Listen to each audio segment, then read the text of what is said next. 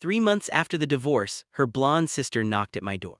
Some secrets are meant to stay buried, some truths destroy families, and some visits happen exactly 3 months too late, or maybe right on time. When Emma appeared at my door that Tuesday evening, her blonde hair catching the hallway light, I thought she was there to pick up her sister's things. I thought wrong. What she revealed about my ex-wife, about their family, about the real reason for our divorce made me question everything. But her final confession, that made me question myself.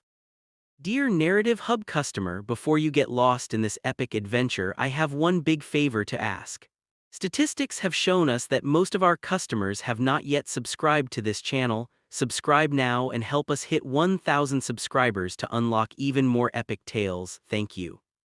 The silence was the loudest thing in the apartment. For 92 days, I had curated this silence. It was a monument to my newfound freedom, built from empty spaces where a life used to be. The indentation on the mattress was gone. The scent of her perfume had finally faded from the closets. I was Adam Campbell, a man meticulously erasing his own history, one painful memory at a time. The divorce was supposed to be the end of the secrets, the end of the lies.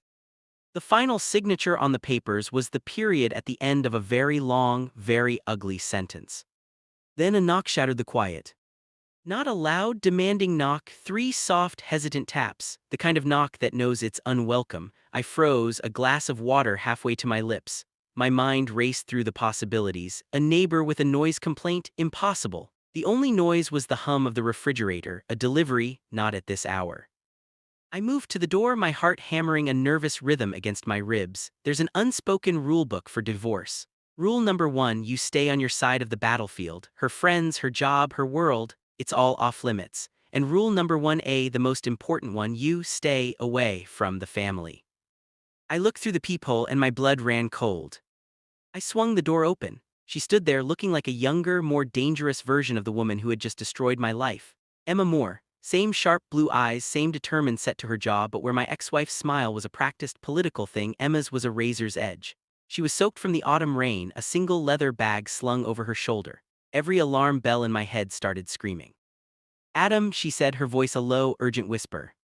No, I said, my hand already moving to close the door. Whatever this is, the answer is no, there's nothing left to say. Her hand shot out, pressing flat against the door, surprisingly strong. Please, she said, and for the first time I saw a flicker of something real in her eyes, fear. I know you have every reason to slam this door in my face, but if you do, you'll never know the real reason your marriage ended. Against every instinct, I let her in. The moment the door clicked shut behind her, the silence of my apartment felt different. It was no longer peaceful, it was charged, violated. She didn't wait for an invitation. She walked into the center of my living room, her wet coat dripping onto the hardwood floors I'd spent a month polishing. She lied, Emma said, turning to face me. She lied about everything. I let out a harsh, disbelieving laugh. Of course she lied, that was her primary skill set. What's your point, Emma? Are you here to give me a play-by-play of the last 5 years? I had a front row seat. Not about the little things, she shot back, her voice gaining strength. Not about working late or whose turn it was to take out the trash. I mean the big things, the foundation, the entire reason she was with you in the first place. My patience snapped, get out. Did she ever tell you what happened to your company? She asked, ignoring my command. Your startup, the one you poured your soul into. The question landed like a punch to the gut. It was my greatest failure, a revolutionary piece of software, a dedicated team, and then overnight a catastrophic data breach followed by a buyout from a competitor for pennies on the dollar. The official story was a sophisticated hack. Bad luck. I'd been told it was my fault, that I was too ambitious, too trusting. The failure had hung over our marriage for 2 years, a constant, unspoken source of tension that she used as leverage in every argument. What about it? I said, my voice tight. It wasn't a random hack, Adam, she said, stepping closer. It was targeted, it was sabotage, and my sister, she helped them do it. The air left my lungs, the room began to spin. It was the most absurd, most venomous thing I had ever heard. A conspiracy theory designed to inflict maximum pain. You're insane, I whispered. Am I? She unslung her bag and placed it on my coffee table. With trembling fingers, she unzipped it and pulled out a small, antique wooden box. A box I hadn't seen in 10 years, a box my ex-wife swore she had destroyed in a spring cleaning frenzy. It was my grandmother's. I had given it to her for safekeeping on our first anniversary. She told me it was lost, I breathed, staring at the familiar carved rose on its lid. She lied, Emma repeated, her voice soft but brutal. She kept it because of what's inside, proof that your failure was manufactured, orchestrated by my father, with your wife's full cooperation. My mind was a chaotic storm. I wanted to throw her in the box out into the rain. I wanted to call her a liar and retreat back into my sterile, quiet world, but I couldn't, because a dark, buried part of me, a part I had silenced for years, had always suspected something wasn't right. The timing of the breach, the way the competitor swooped in so perfectly, the way my ex had urged me to just sign the papers and move on, to not fight it. Why, I finally managed to ask, why would she do that?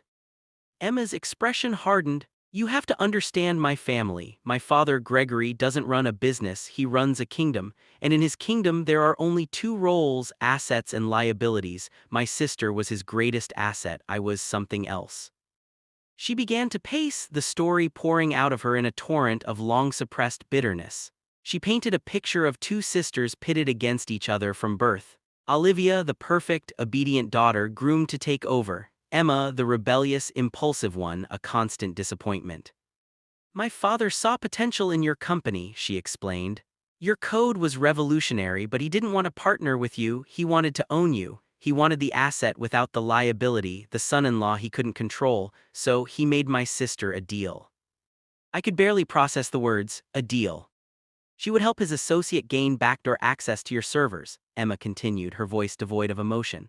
In exchange, my father would clear her personal debts, which were substantial, and guarantee her a seat on the board of the company that acquired your tech. She was supposed to keep you placated, manage you through the fallout. The divorce was her exit strategy. Once you were no longer useful, you were cut loose. Every shared memory, every moment of comfort she'd offered after my company collapsed, was now cast in a sinister new light. Her reassurances weren't sympathy, they were damage control. Our marriage wasn't a partnership, it was a long con. A business transaction where I was the only one who didn't know the terms. The proof, I said, my voice hoarse. You said you have proof. She nodded toward the box. He's a meticulous monster, my father. He keeps ledgers, not just for money but for loyalty, for favors. Inside that box, hidden under a false bottom, is a private ledger. It details the payments to my sister, the timeline of the sabotage, everything. She kept it as insurance against him. I found it last week when she asked me to clear out her old storage unit. I think she forgot it even existed.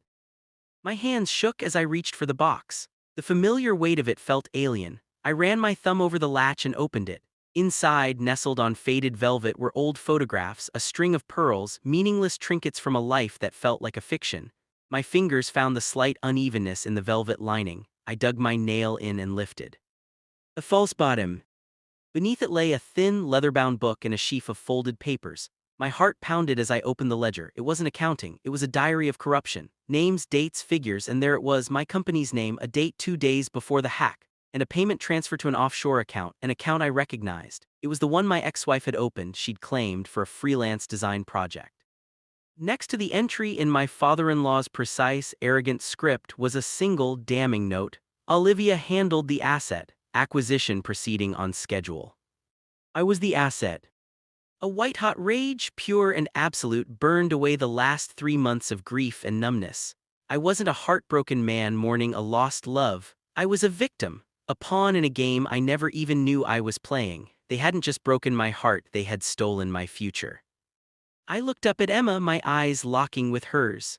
The fear was gone from her face, replaced by a cold, calculating resolve that mirrored my own. They have a board meeting on Friday, she said, her voice dropping to a conspiratorial whisper. My father is announcing my sister's promotion to COO. They think they've won. They think all the loose ends are tied up. She leaned in. But they don't know about that ledger and they don't know about me. What do you want, Emma? I asked, the ledger feeling like a weapon in my hands.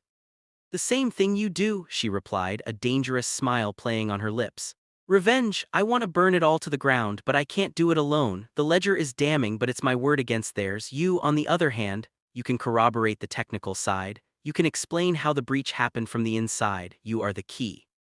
She was offering me a proposal, a dangerous, twisted opportunity. It was no longer about healing. It was about retribution. They say the best revenge is living well. What a lie. The best revenge is turning your enemy's world to ash and bone. The next 48 hours were a blur of caffeine and adrenaline. My quiet apartment became a war room. We worked through the night, piecing together the timeline, cross-referencing the ledger with old emails and financial statements I had stored on a backup drive. Emma was relentless, her mind as sharp and ruthless as her father's. We weren't just two betrayed people, we were a team, fueled by a shared desire for justice. The plan was simple and insane. We weren't going to the press. We weren't going to the police. That would get bogged down in legal battles for years. We were going to walk directly into the lion's den. Friday morning arrived, cold and gray. I stood in front of my mirror knotting a tie for the first time in months. I didn't see a broken man anymore, I saw a soldier. Emma stood at the door holding a briefcase. She looked every bit the corporate heiress, her expression an unreadable mask of cool confidence. "Ready?" she asked. "Let's go to war," I said. The security at her father's corporate headquarters was a fortress, but Emma's ID badge and utter confidence got us through the first few checkpoints. The final hurdle was the executive floor. It required a separate keycard, one only senior members had. "Now what?" I whispered as we stood by the elevator bank. Emma didn't answer. She walked straight to the executive assistant's desk. "Jessica," she said with a warm smile, "I seem to have misplaced my access card. Dad's going to kill me. Could you possibly buzz me up? I'm already late for the pre-meeting." The assistant, a woman who looked terrified of her own shadow, nodded nervously and pressed a button. The gate clicked open. As we stepped into the private elevator, I stared at Emma in disbelief. "How did you?" "Blood is thicker than water," she said, her smile not reaching her eyes. "But fear is thicker than blood. Everyone in this building is terrified of my father, and by extension, they're terrified of me." We stepped out onto the top floor. The board members were already gathering in the glass-walled conference room, schmoozing over coffee. Through the glass I saw them, Gregory Baker, a titan in a $1,000 suit, holding court, and beside him my ex-wife looking radiant, powerful, and completely oblivious. The sight of her sent a jolt of ice through my veins. Emma took a deep breath. "Showtime." We walked past the conference room and straight to the master control booth for the presentation system. The technician inside looked up, startled. "Ms. Moore," he stammered, "the meeting is about to start." "There's a change to the presentation," Emma said coolly, holding up a USB drive. "My father wants this loaded onto the main screen, priority 1. Before he could object, she had slipped the drive into the port. On the drive were scanned pages from the ledger, bank statements, and a short, damning video I had recorded, explaining in cold, technical detail exactly how my company's code was stolen. We walked out of the booth and stood in the hallway, our backs against the wall, just as Gregory Baker tapped his glass for attention. His voice boomed through the speakers.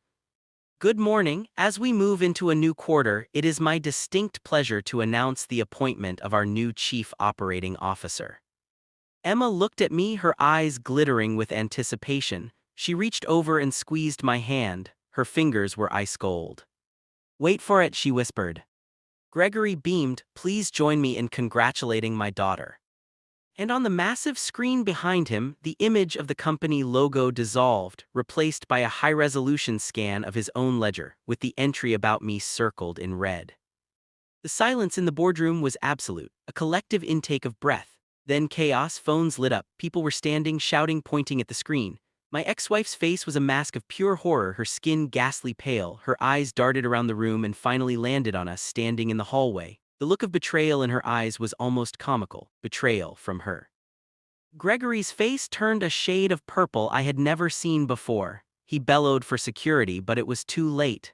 The truth was out, displayed in 4K resolution for his entire world to see. We didn't stay to watch the fallout. We turned and walked back to the elevator, the sounds of a corporate empire imploding behind us. The ride down was silent. As we stepped out into the cold city air, the adrenaline began to fade, leaving a strange, hollow emptiness in its place. I had my revenge, my name was cleared, but nothing felt fixed. We walked for a block without speaking before stopping at a small park. The city bustled around us, oblivious. "So," I said, breaking the silence, "what now?" "Now," Emma said, turning to face me fully, "I take what's mine. The board is in chaos. My father and sister are finished. In the power vacuum, a familiar name with a plan will look very appealing." She was already plotting her next move. The cutthroat competitiveness was her nature. "Thank you, Emma," I said, and I meant it. I wouldn't have known."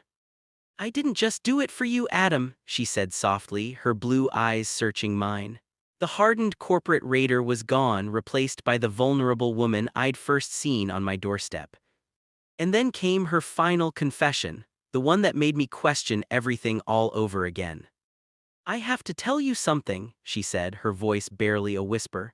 "The reason I always hated my sister, it wasn't just because of my father. It's because from the first time she brought you to a family dinner, I knew she had something I would never have, something she didn't deserve." She took a step closer, the space between us electric. "I didn't do this for revenge on my family," she confessed, her gaze unwavering. "I did this for a chance with you. I always have." And there it was, the last shocking twist. I had just escaped a prison I never knew I was in, only to be handed a key to another, more complicated cage. I looked at this brilliant, dangerous, beautiful woman who had burned down her own family for me, and I didn't know if I was looking at my savior or my next captor. My life had been rewritten twice in 3 days. The story wasn't over, it was just beginning.